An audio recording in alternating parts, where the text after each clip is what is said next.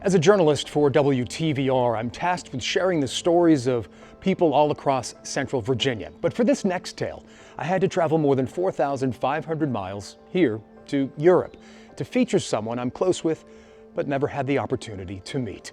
My grandfather, Captain William McQuade, commanded A Company of the 692nd Tank Destroyer Battalion during World War II. Over the next 10 days, I'll be visiting the battlefields where my grandfather fought and some of his fellow soldiers died. A small part of my grandfather will be with me along my journey. These right here are the rosary beads and dog tags he was carrying with him throughout the war.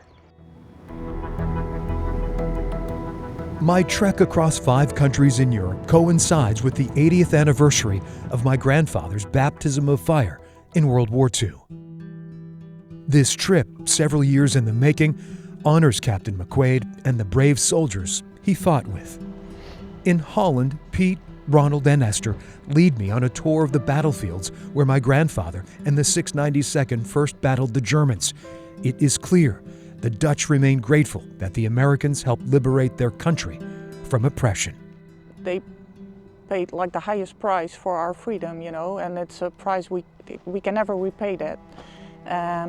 So I think the only thing that we can do is remember and tell their story and continue to tell their story to the next generation so it will never be forgotten.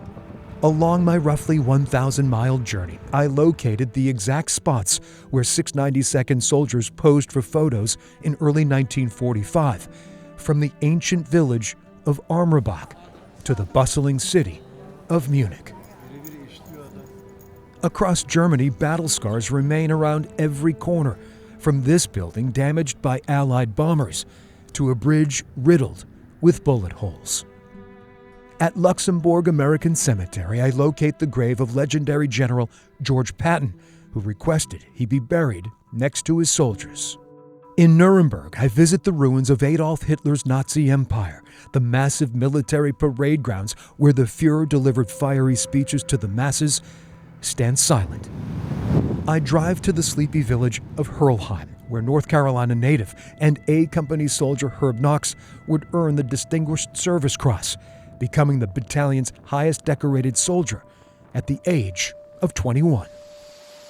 In France, at a monument dedicated to American soldiers, I meet a woman who still admires the bravery of the Allied soldiers who set her country free. We are so grateful. You can't imagine how grateful we are to all those foreign American, English people, soldiers who came here, and for many of them gave their lives here for our freedom. In Germany, I crossed the Ruhr River, the same body of water the 692nd rumbled over with their tank destroyers. It was near here where Captain McQuade earned the Bronze Star for bravery. Just beyond the Ruhr River, here in Düren, 2 692nd soldiers, Sergeant Arthur Van Tool and Corporal Dominic Radis, were killed in action. The families of 9 692nd soldiers who were killed in action decided to leave their loved ones buried in American military cemeteries in Europe. 4 are buried here at Henri Chapelle.